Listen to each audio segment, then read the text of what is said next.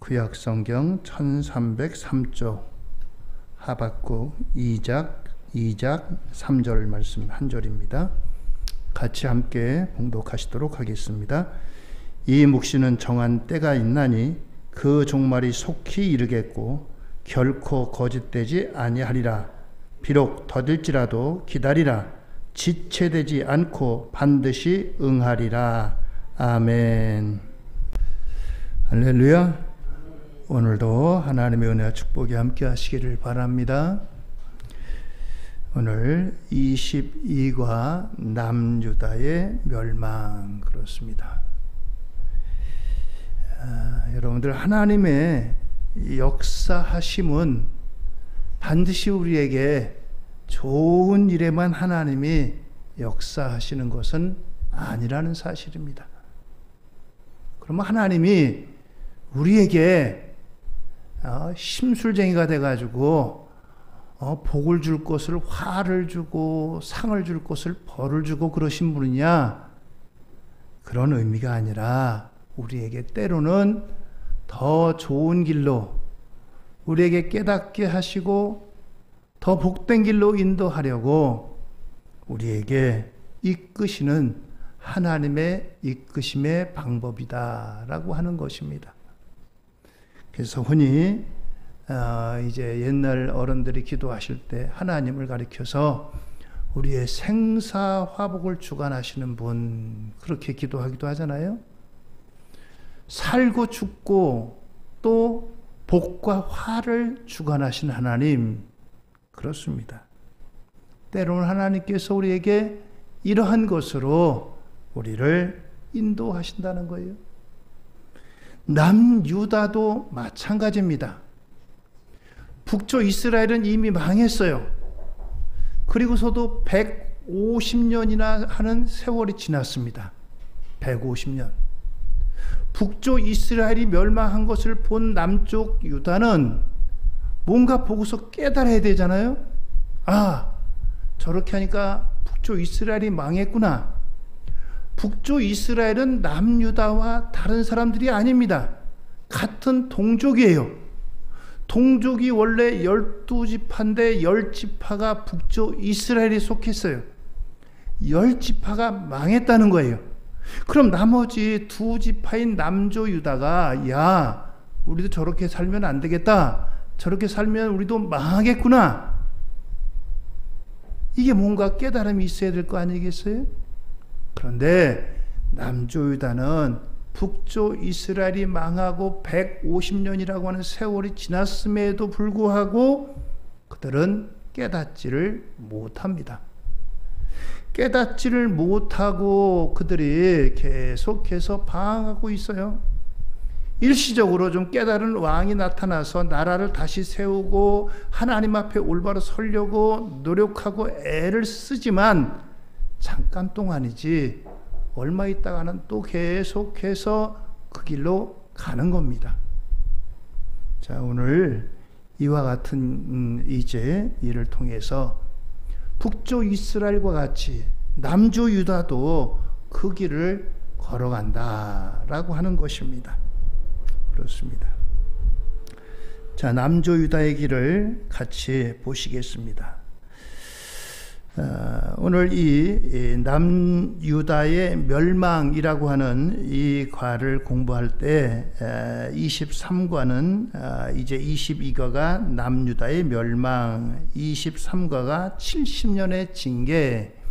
70년의 징계라고 하는 것은 유다 나라가 망하면서 그냥 그 나라에서 그대로 망한 것으로 끝나는 게 아니라 그 나라의 백성들 가운데 정말 쓸모있고 정말 능력 있는 사람들을 붙잡아 가지고 바벨론이라고 하는 나라로다 포로로 끌고 갔습니다. 먼 나라로 끌고 갔어요. 끌고 가가지고 거기서 70년을 그곳에 거하게 됩니다.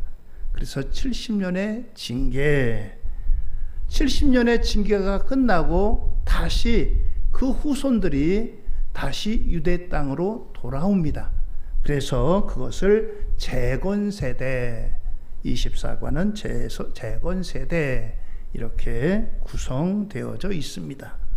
오늘 이 남유다의 멸망이라고 하는 이와 같은 대전제를 같이 공부하시겠습니다. 먼저 남유다의 멸망은 왕정 총결산, 그리고 스바냐와 렘넌트, 그리고 하박국의 질문, 나훔과 아수르 멸망, 요엘과 하나님의 약속, 이렇게 되어 있습니다. 렘넌트라는 것은 남겨진 사람들 혹은 남은 사람들이라고 하는 그런 의미입니다. 그래서 오늘 이 남유다 멸망을 이런 구성으로 함께 우리가 살펴보려고 합니다. 자, 남유다의 멸망은 지금 예루살렘과 니느웨, 주요 인물은 하박국, 스바냐, 하박국, 나훔, 요엘, 이 사람들은 다 선지자입니다. 하나님의 말씀을 선포하는 사람이 선지자. 왜 이렇게 선지자들이 많으냐? 그만큼 하나님이 급하신 거예요. 하나님께서 이 선지자들을 통해서 이스라엘에게, 유다 백성들에게 말씀하시는데, 이 선지자를 4명씩이나 이렇게 보내는 것은 그만큼 하나님이 유다 백성들, 하나님의 백성들에게 하실 말씀이 많다는 거예요. 하나님이 하실 말씀이 많다는 것은 그만큼 그 백성들이 하나님의 말씀을 마음에 두지 않고 하나님의 말씀을 준행하지 않는다는 거예요. 하나님 말씀을 자꾸 안 들으니까 이 선지자를 통해서, 야, 그러면 안 돼. 그렇게 되면 너희들 큰일 나. 그렇게 되면 너희들 망해. 빨리 돌아와. 이렇게 많은 선지자들을 보내시는 거예요. 성경 66권이 꽤 여러분들 범위가 넓잖아요. 그런데 이 성경 66권 가운데 아주 많은 부분이 북이스라엘, 남유다가 멸망할 때쯤 돼서 그 부분에 중첩되는 부분이 얼마나 많은지 몰라요. 그것은 왜 그러느냐? 하나님이 뭐 오바댜든지 스바냐든지 하박국이든지 나훔이든지 요엘 같은 선자들을 보내니까 나훔은 나훔대로, 하박국은 하박국대로, 요엘은 요엘대로 이렇게 말씀을 선포하는 거예요. 그것이 성경 속에 들어오다 보니까 분량이 많아진 거예요. 내용은 하나예요. 야, 너희들 정신 차려. 돌아와야지 살지. 그렇지 않으면 너희들 이렇게 되면 망한다. 포로로 끌려간다. 이 내용이에요. 단순해요. 그런데도 하나님께서는 이렇게 여러 선지자를 통해서 반복되고 또 말씀하시는 거예요. 왜요? 그만큼 애타는 거예요. 자녀가 잘못된 길로 가요. 잘못된 길로 갈 때 부모님이, 야, 그러면 안 돼. 그러면 큰일 나. 한 번 하고 끝내겠어요? 근데도 자꾸 그 자녀가 격길로 가요. 잘못된 길로 가요. 부모가, 그래, 너 마음대로 해라. 그렇게 가라. 망하든지 말든지. 내가 낳은 자녀라면 그렇게 할 수 있겠어요? 어떻게 하든지 그쪽 길로 가면 안 되기 때문에 붙잡고 얘기할 거 아니겠어요? 때로는 애원도 하고, 때로는 협박도 하면서, 야, 너 그러면 진짜 큰일 나. 무슨 수를 쓰든지 그 자녀를 붙잡고 인도하려고 하지 않겠어요? 그게 바로 하나님의 마음이에요. 그래서 하나님께서는 이 여러 선지자를 통해서 여러 말씀을 또 하고 귀에 못이 박히도록 하시는 거예요. 그렇습니다. 남유다 멸망에 관한 말씀도 마찬가지예요. 그래서 분량이 많아지고 또 반복되고 그러는 거예요. 저와 여러분들이 함께 이 의미를 생각해 보려고 합니다. 먼저는 500년 왕정 총결산, 뒤에서도 하겠지만 왕정이 시작될 때가 바로 이제 그 사무엘 선지자 때예요. 사무엘 선지자 전까지는 왕이 없었습니다. 왕을 안 뒀어요. 왕 대신에 누구를 뒀냐면 사사라고 하는 하나님이 지도자를 세우셨어요. 이 지도자는 세습되는 것도 아니고 따로 하나님이 그때마다 필요하면은 그때 사사를 세워가지고 이스라엘을 다스렸어요. 그런데 보니까 자기네 나라는 왕이 없고 그냥 그때마다 필요해서 사사를 세웠는데 이웃 나라를 보니까 이건 왕이 보통이 아니에요. 왕이 권세가 있는 것 같고 또 얼마나 화려하고 또 위엄 있고 그러니까 자기들도 왕이 있으면 그럴 것 같아요. 왕이 있으면 자기들 백성들도 괜히 야 우리는 이런 왕이 있어 어깨가 올라가고 어깨에 힘이 들어가고 뭔가 그럴 것 같아요. 그래서 왕을 세우자고 합니다. 그런데 하나님께 세우신 이 사무엘 선지를 통해서 야 왕을 세우면 너희들 보기 좋지, 그러나 너희들 왕 때문에 틀림없이 이제 고통하고 너희들이 왕 때문에 힘들고 그렇게 된다. 왕 때문에 너희들이 이제 가진 것이 빼앗기게 되고 왕에게 세금으로 많이 뺏기게 되고 그렇게 되니까 너희들 반드시 후회할 거야. 그래도 좋아? 그러니까 백성들이 뭘 한지 아세요? 예, 좋습니다. 우리에게 왕을 주세요. 왕을 주세요. 그래서 할 수 없이 하나님께서 왕을 세웠어요. 시작할 때도 하나님께서 별로 그렇게 기쁨이 없었어요. 하나님께서 눈물을 흘리셨어요. 내가 사사를 세워가지고 너희들을 다스리려고 하는데 너희들은 왕을 달라고 하는구나. 왕정 시작할 때도 하나님께서는 마음으로 울으셨어요.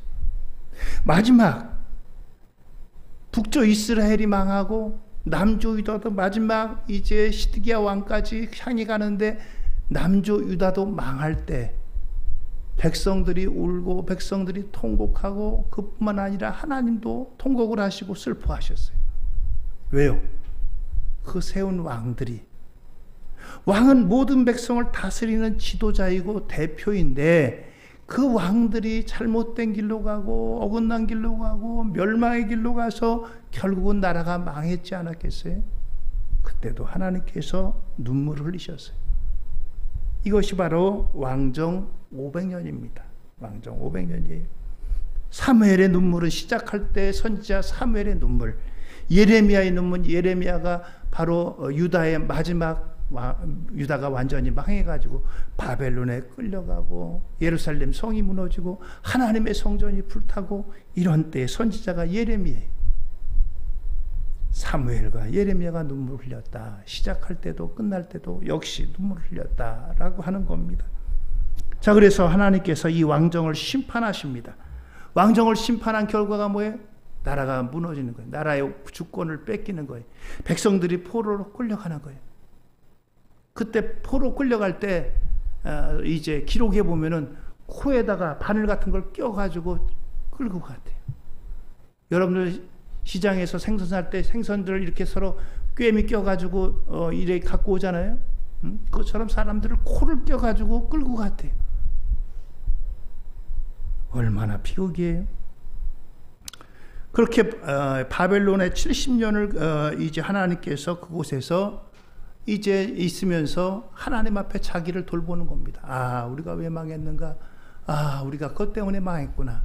하나님 말씀 잘 들어야 되겠구나. 하나님 말씀 잘 순종해야 되겠구나. 70년이 지나가지고 그들이 깨닫고 그들이 다시 돌아오고 그래서 하나님 앞에 새롭게 하기 위해서 70년 미래 프로젝트가 진행되는 겁니다. 그래서 이것이 70년 미래 프로젝트예요. 왕정 총결산, 한마디로 말해서 울음으로 시작해서 울음으로 끝났다, 이겁니다. 하나님이 원치 않는 것은 사람이 보기엔 아무리 좋아도 해서는 안 되는 거예요.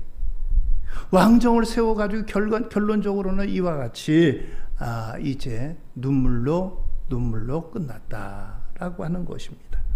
그래서 왕정 총결산. 자, 남북이 북왕조는 이미 망하고 150년이 지났는데 남왕국 350여 년이 어떻게 지나가느냐? 여기 보면 두 가지 길입니다. 하나는 여로보암의 길 오른쪽에, 왼쪽에는 다윗의 길.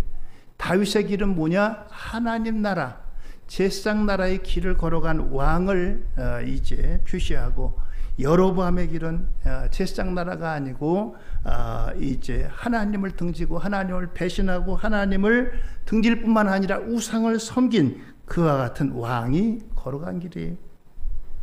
모두 20명의 왕이 남왕국 유다의 왕입니다. 첫째는 르호보암으로부터 시드기야까지. 그런데 다윗의 길을 걸어가는 왕이 전부해서 다섯 왕밖에 되지 않습니다. 이 다섯 왕도 완전하게 다윗의 길을 걸어간 것이 아니라 종반에는 엉뚱한 길로 갔어요. 아사, 여호사밧, 요아스, 히스기야, 요시야 이런 왕들이 그나마 다윗의 길을 걸어갔고 나머지 15명의 왕은 이와 같이 다윗의 길이 아니고 여로보암의 길을 걸어갔다라고 하는 겁니다. 얼마나 많은 왕들이 잘못된 길로 걸어갔어요. 자, 그런데 이렇게 많은 왕들이 잘못된 길로 걸어갈 때 보니까 선지자들이 활동을 했는데 선지자들이 활동한 왕의 시대를 보면은 거의 다 다윗의 시대보다는 다윗의 길보다는 여로보암의 길을 걸어갈 때 더 많은 선지자들이 있었어요. 제일 먼저 여러분들 보면 여호람부터 이제 아하스 왕까지 미가 선지자가 우시야 왕부터 이제 아하스까지 이사야 선지자, 그리고 이제 여호야김 왕 때 하박국 선지자, 그리고 여호야긴 왕 때 다니엘 선지자, 그리고 시드기야 왕 때 에스겔 선지자, 이런 왕 선지자들이 하나님 말씀을 선포합니다. 그들이 잘못된 길로 가니까 하나님이 선지자들을 세우신 거예요. 그들로 말하게 한 거예요. 돌아와라, 회개하라, 정신 차려라. 이렇게 되면 망한다. 우상을 버리고 하나님 앞에 돌아오라. 하나님의 심판을 선포합니다.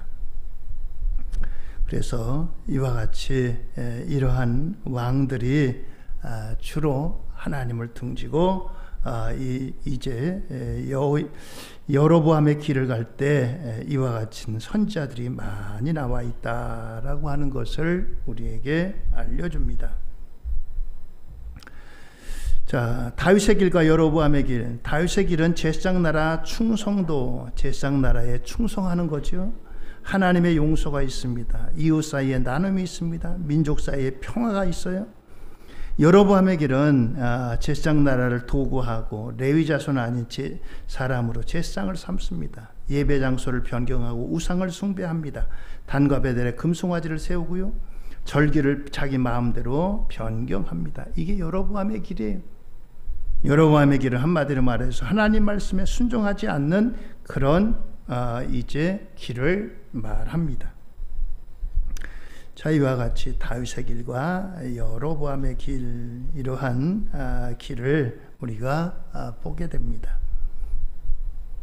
거기 보면 아사와 여호사밧과 요아스, 히스기야, 요시야 왕들이 했던 그와 같은 종교 개혁적인 일들을 말하고 있습니다. 특별히 히스기야의 유월절과 요시야의 유월절, 유월절이 절기가 3개 있는데 이 유월절은 가장 기본이 되는 절기입니다. 유월절은 애굽에서 종되었던 이스라엘이 하나님의 은혜로 자유를 얻고 해방되고 그런 날이 유월절이에요.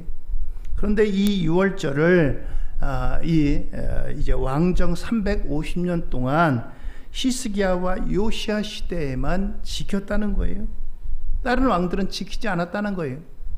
절기를 잃어버렸어요. 하나님께서 절기를 지켜라 라고 했는데 절기를 지키는 것은 단지 모여가지고 하나님께서 우리 조상들 과거에 우리를 애굽에서 종되었던데 우리를 구해 주셨습니다. 우리가 이제 해방이 되었습니다. 우리를 자유를 주셨습니다. 감사하는 그런 절기뿐만 아니라 절기 때 모일 때에 그들이 자연적으로 이제 결속이 됩니다. 모여가지고 서로가 안부도 묻고 또 모이면서 자연적으로 모일 때 힘이 되잖아요. 그래서 국방력도 강화가 돼요. 그런 훈련을 해야 돼요. 갑자기 전시에 모여라 그러면 모일 수 있겠어요? 평소에 이렇게 모이는 훈련이 돼 있어야지 모일 수가 있고 모여야지 전쟁이 되고 싸울 수가 있고 이길 수가 있기 때문에. 그런데 어떤 왕들도 이런 절기들을 제대로 지키지 않았어요. 그런데 히스기야와 요시야가 이 유월절을 지켰다라고 하는 거예요. 그만큼 그때 하나님께 순종하고 또한 국방력도 강화되었다라고 하는 것입니다. 히스기야와 열절. 자, 하나님이 세계를 어떻게 경영하시는가 한번 지도를 봅시다. 예. 지도를 보면은 여러분들 맨 위에 아수르라고 하는 나라가 있죠. 아수르라고 하는 나라가 있습니다. 지금의 어디라고 할까요? 터키 밑에 시리아 그쪽 위치가 되겠습니다. 이 아수르가 가장 힘이 강했는데요. 아수르가 유다를 침공했다가 하나님의 은혜로 히스기야가 하나님 앞에 기도했어요. 하나님, 이 땅을 건져주세요. 이 땅을 구원해 주세요.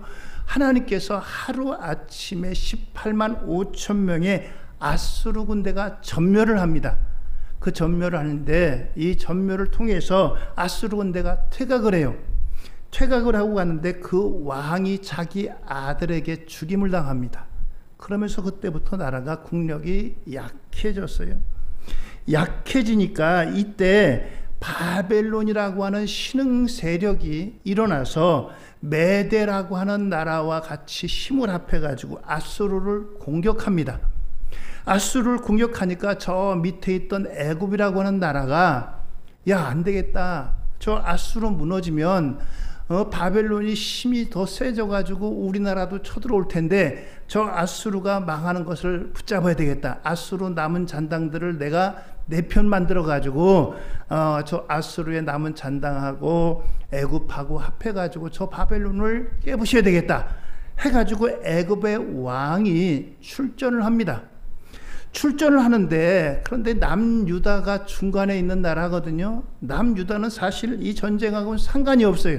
이 애굽하고 바벨론하고의 싸움이기 때문에. 그런데 남유다의 왕 요시야 왕이 야, 니네가 뭔데 여기를 지나가? 니들 여기 못 지나가? 길을 막고 애굽과 싸우는 거예요. 애굽과 싸워가지고 유다가 집니다. 유다가 져가지고 유다 왕이 죽어요. 유다 백성들이 포로로 끌려가기도 하고요. 그런데 이 일 때문에 애굽이 이제 갈그마스라고 하는 곳에 가서 싸워야 되는데 여기에 늦게 도착합니다. 늦게 도착하니까 바벨론이 메대하고 힘을 합해가지고 아수르를 완전히 점령해버려요. 그러니까 이 바벨론이 힘이 더 강해집니다. 그런데 늦게 와가지고 이 애굽이 이 바벨론과 싸우다 보니까 싸움이 안 돼요. 늦게 도착했죠. 바벨론은 더 힘을 크게 이제 세력을 키워나갔죠. 결국 이 애굽이 갈그미스라고 하는 전투에서 패배를 합니다. 패배해가지고 이 애굽이 더 이상 이제는 군사도 못 키우고 무역도 못하게 만들고 이 애굽이 완전히 이제 힘을 잃어갑니다. 바벨론은 반대로 그 힘을 더욱더 키워가고요. 자, 이것이 바로 하나님의 세계 경영이라는 거예요. 하나님께서 그동안 아수르를 몽둥이같이 사용하셨어요. 누구에게 드는 몽둥이로? 북이스라엘이 드는 몽둥이로. 왜요? 몽둥이로 뭐 하겠어요? 몽둥이로 맴매하는 거예요. 왜요? 북이스라엘 백성들이 하나님 말씀을 잘 안 들어서 정신 차리라고. 그것 가지고 남유다도 하나님이 이렇게 치시려고 하는데 이 아수르가 이게 자기네들 힘이 강한 것이 자기네들이 잘난 줄 알고 얼마나 포악하게 했는지 몰라요. 그러니까 하나님께서 너 안 돼. 너 좀 손 좀 봐야 되겠다. 그래서 이번에는 바벨론을 들어가지고 이 아수르를 하나님이 치시는 거예요. 치시는 거예요. 하나님이 어떤 때는 아수르를 강하게도 해주시지만 하나님이 어떤 때는 치기도 하시는 거예요. 그래서 이 아수르가 이렇게 이제 망합니다. 아수르가 망하고 바벨론이 힘이 세져요. 북조 이스라엘을 아수르를 통해서 하나님이 징계하는 도구로 썼다면 남조 유다는 바벨론을 통해서 하나님이 징계 수단으로 쓰시는 거예요. 이게 하나님이 징계하시는 수단이에요. 여러분들 하나님이 치신다고 하나님이 위에서 큰 손가락이 내려와가지고 너 좀 일로 와 그래가지고 하나님이 손가락으로 치시는 게 아니에요. 때로는 이런 나라, 때로는 이런 자연재해 이런 것을 통해서 하나님께서 이렇게 하나님이 징계하고 하나님이 심판하시고 하나님이 때로는 그 하나님의 역사, 하나님의 일하심을 나타내는 거예요. 우리들은 그래서 이러한 역사를 바라보면서 이것을 그냥 단순하게 바벨론이 힘이 강하니까 아수르를 이겼지, 이것이 아니라 배후에 하나님이 바벨론을 강하게 하셨다는 거예요. 그래서 하나님이 이제 강하디 강한 아수르를 하나님이 무너뜨리는 겁니다. 그것이 하나님의 일하심이에요. 여러분들, 우리는 그래서 하나님의 일하심, 하나님이 어떻게 일하시느냐, 이거를 잘 볼 수 있는 그러한 이제 믿음의 눈을 가져야 돼요. 선지자들이 이걸 계속해서 말씀합니다. 아수르가 강해 보이는 것 같은데 하나님이 이사야 선지자를 통해서 아수르 의지하지 마라. 아수르는 아무것도 아니다. 또 애굽에 의지하려고 하니까 애굽도 아무것도 아니다. 하나님이 그 선지자를 통해서 말씀하시는 겁니다. 여러분들, 우리의 삶에 때로는 크고 작은 시련도 있고 때로는 여러 가지 우리가 일들을 많이 겪잖아요. 우리가 하나님 믿고 예수 믿고 구원받아 가지고 뭐 어려움도 없고 힘든 것도 없고 실패도 없고 좌절도 없고 그렇다면 얼마나 좋겠어요. 그런데 때로는 우리가 하나님 말씀에서 벗어나서 하나님을 잊어버리고 하나님을 모르고 등지고 살아갈 때 하나님께서는 때로는 이러한 시련이나 어려움을 통해서 하나님께서 우리에게 말씀하시는 거예요. 너 그 길로 가면 안 돼. 더 이상 그 길로 가지 마. 돌아와. 하나님께서는 이런 것을 통해서 우리에게 때로는 말씀하시는 거예요. 하나님이 들어라. 박집사야, 너 그 길로 가면 안 된다. 이렇게 말씀하시는 게 아니라 하나님께서는 우리에게 크고 작은 일, 우리 삶에 일어나는 일을 통해서 하나님께서는 우리에게 깨닫게 하시고 알게 하시고 돌아서게 하시고 하나님께서는 알게 하신다는 거예요. 그렇습니다. 이것이 바로 하나님의 세계 경영이라는 거예요. 하나님이 경영하시는 경영은 세계적입니다. 때로는 이 나라를 강하게 하셔요. 때로는 이 나라를 더 약하게 하셔요. 지금도 여러분을 보세요. 하나님은 옛날에 이스라엘 백성들만 경영하실 뿐만 아니라 지금도 경영하시는 거예요. 우리 주변을 보세요. 우리나라 주변을 여러분들 보세요. 어떤 나라가 때로는 막 강해지잖아요. 어떤 나라는 또 약해지기도 하고, 이런 걸 통해서 우리가 바로 볼 줄 알아야 돼요. 하나님의 경영하심, 하나님의 일하심. 우리 개인도 마찬가지입니다. 개인도 마찬가지예요. 하나님께서 어떻게 일하시는가, 이것을 우리가 성경을 통해서 바라보는 거예요. 자, 그 다음 걸 봅시다. 그 다음 건 앞에 봤던 그것을 좀 더 보충한 것인데, 잠깐만요. 아수르 왕국의 멸망, 그렇죠. 조금 아까 봤던 것에 대한 이와 같은 이제 것들입니다. 이렇게 나라가 때로는 진짜 세계적으로 그 나라가 망한다고 생각이 안 돼요. 아수르는 세계 최고의 나라였어요. 바벨론도 아수르에게 납작 엎드렸던 나라예요. 그런데 하나님께서 이 아수르가 유다를 침공해 왔어요. 침공할 때 18만 5천 명의 군대를 보냈어요. 정예군인을.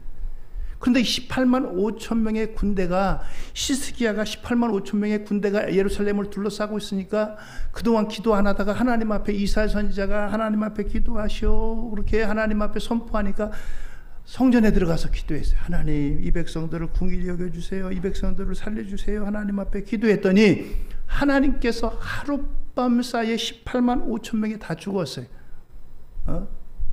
하나님을 믿지 않는 어떤 사람이 이 역사를 기록했는데 그 밤에 페스트가 나타났어요. 페스트, 흑사병이 와가지고 이 18만 5천 명의 아수르 군대가 전멸을 당한 겁니다. 우린 그걸 가리켜서 하나님의 역사하심이라고 보고 그 사람들은 페스트 때문에 죽었다 그러죠. 근데 우리는 하나님의 역사하심이다. 성경은 그렇게 기록하고 있잖아요. 하룻밤 사이에 죽습니다. 하룻밤 사이. 18만 5천 명이 죽으니까 이 군대가 없잖아요. 더 이상 싸울 수가 없어요. 왕이 자기 나라로 돌아갑니다. 자기 나라로 돌아갔더니 아들이 아버지를 맞이하면서, 아버지 얼마나 피곤하십니까? 그러면서 칼로 아버지를 찔러 죽여요. 그리고 자기가 왕이 돼요. 그러면서 그 다음부터 이 아수르가 형편없이 약해집니다. 약해져요.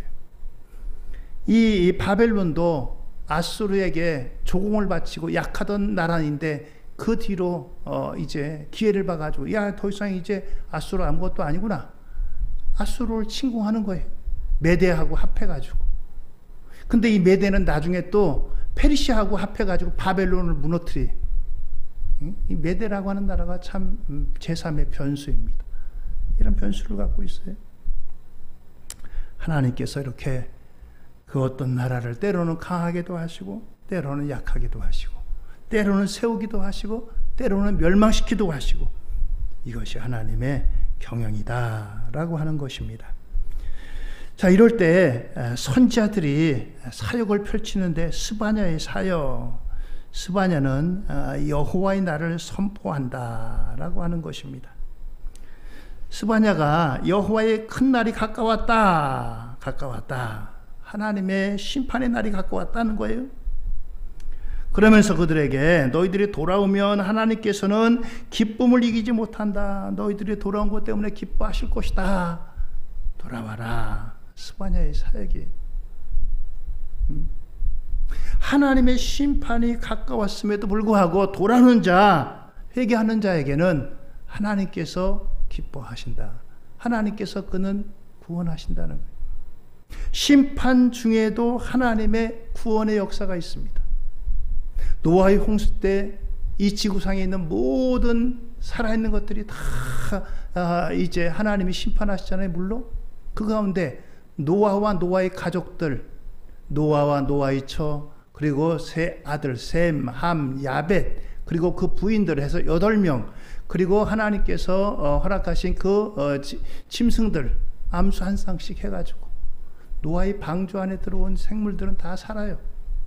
그러나 그 방주 안에 들어오지 못한 자는 다 심판을 받습니다. 이게 바로 남은 자예요. 남은 자. 렘넌트가 바로 남은 자, 남은 자들의 땅, 뭐 그런 의미입니다.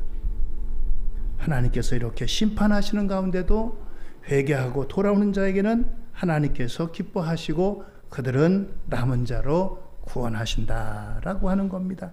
스바냐의 사역에 외치는 그 음성이 바로 여호와의 큰 날이 가까웠다. 돌아와라. 하나님이 돌아오시면 기뻐하신다라고 하는 겁니다. 그 다음은 선지자는 하박국입니다. 하박국은 하나님 앞에 5가지 질문을 했어요. 내가 부르짖어도 주께서 듣지 아니하시니 어느 때까지입니까? 어찌하여 내게 죄악을 보게 하시며 패역을 눈으로 보게 하시나이까? 어찌하여 거짓된 자들을 방관하시고 악인이 자기보다 의로운 사람을 삼키는데도 잠잠하시나이까? 어찌하여 사람을 바다의 고기 같게 하시며 다스린 자 없는 벌레 같게 하시나이까? 계속하여 여러 나라를 멸망시키는 것이 옳으니까? 하박국 선지자가 하나님 앞에 호소하면서 드리는 질문이에요. 하박국 선지자가 하나님, 우리 유다 백성들이 나쁩니다. 근데 우리 유다보다도 저 바벨론은 더 악하고 더 나쁜 백성인데 어찌해서 더 악하고 나쁜 저들을 통해서 우리를 하나님 심판하십니까? 하나님 어찌해서 보고만 계십니까? 그런 질문을 드리는 거예요. 거기에 대해서 하나님의 대답입니다. 하나님의 대답, 하나님의 공의의 통치를 믿으라. 이 묵시는 정한 때가 있나니 그 종말이 속히 이르겠고 결코 거짓되지 아니하리라. 비록 더딜지라도 기다리라. 지체되지 않고 반드시 응하리라. 보라, 그의 마음은 교만하며 그 속에 정직하지 못하나 의인은 그의 믿음으로 말미암아 살리라. 이는 물이 바다를 덮은 같이 여호와의 영광을 인정하는 것이 세상에 가득함이니라. 그렇습니다. 하나님의 공의의 통치를 믿으라. 너들 이제 바벨론이 더 불의한 것 같고 불의한 그들이 어떻게 우리를 심판하느냐 그러지? 결코 하나님이 그것으로 끝나는 것이 아니라는 겁니다. 하나님은 심판으로 끝나는 것이 아니고 하나님은 그 가운데 새롭게 하시고 새롭게 창조를 하시고 그래서 하나님의 백성으로 하여금 새롭게 하시는 하나님의 뜻과 섭리가 있습니다. 70년이라고 하는 동안 바벨론 포로로 끌려가서 그들이 철저하게 포로 끌려가면서 그들이 이제 하나님의 성전도 잃어버리고 하나님의 성전도 떠나고 그러면서 통회하면서 자복하면서 하나님의 성전을 그리워해요. 그러면서 야, 우리가 다시 옛날에 하나님 말씀 잘 들을 걸. 하나님 말씀 이제 우리가 돌아가게 되면, 혹시라도 돌아가게 되면 하나님을 잘 섬기자. 마음속에 다짐하고 결단하고 이러한 것들이 그 속에서 생겨나면서 자손들에게 가르치고 하나님 잘 섬겨야 된다. 그런 것들을 뼈에 새기고 마음에 새기면서 그들이 70년을 보내게 됩니다. 그래서 그들이 새롭게 돌아오는 거예요. 이처럼 하나님께서는 그 백성들에게 이러한 것을 통해서 하나님의 공의의 통치를 선포합니다. 그러면서 하박국은 비록 무화과나무가 무성하지 못하며 포도나무에 열매가 없으며 감람나무에 소출이 없으며 밭에 먹을 것이 없으며 우리의 양이 없으며 외양간에 소가 없을지라도 나는 여호와로 말미암아 즐거워하며 나의 구원의 하나님으로 말미암아 기뻐하리로다. 나는 하나님으로 기뻐합니다. 이런 거 저런 거 없어도 오늘 이와 같이 하박국은 하나님을 찬양합니다. 그 다음에 나훔의 사역입니다. 나훔은 주로 니느웨, 아수르에 대한 사역을 했는데 150년 전에 요나가 하나님의 말씀을 선포해서 니느웨가 구원을 받았습니다. 우리가 먼저 공부했죠. 니느웨 가기 싫은데 억지로 갔어요. 억지로 가서 선포했는데 그들이 회개하고 돌이켜가지고 구원을 받았습니다. 150년이 지났어요. 그러면 하나님의 백성들에게 얼마나 감사할 일이에요? 멸망할 건 멸망하지 않았는데 시간이 지나면서 그들이 잊어먹었어요. 그래서 유다도 공격하고 또 이제 북이스라엘도 공격하고 그래가지고 이런 백성이 됐어요. 하나님께서 나훔을 통해서 하나님의 심판을 말씀합니다. 너희들이 옛날에 하나님의 은혜로 구원을 받았는데 너희들이 악하다라고 하는 거예요. 나훔은 하나님의 심판, 니느웨의 반역, 불순종한 나라, 물로 인한 멸망, 하나님께서 니느웨가 이렇게 심판받을 거다. 그 말씀대로 티그리스 강이 범람해서 니느웨가 멸망하는데 티그리스 강이 범람해가지고 얼마나 많은 흙이 그 니느웨 성을 덮었는지 거의 2000년 동안이나 사람들이 존재를 몰랐어요. 왜냐하면 너무나 많은 것들이 덮였기 때문에. 1800년대에 대해서 1849년도에 대해서 영국의 학자가 이것을 이제 발견하기까지 땅속에 묻혀 있었습니다. 나훔이 이렇게 니느웨에 대한 하나님의 심판을 이제 선포합니다. 그리고 요엘 사역, 요엘은 부두엘의 아들로 예루살렘 출신 선지자입니다.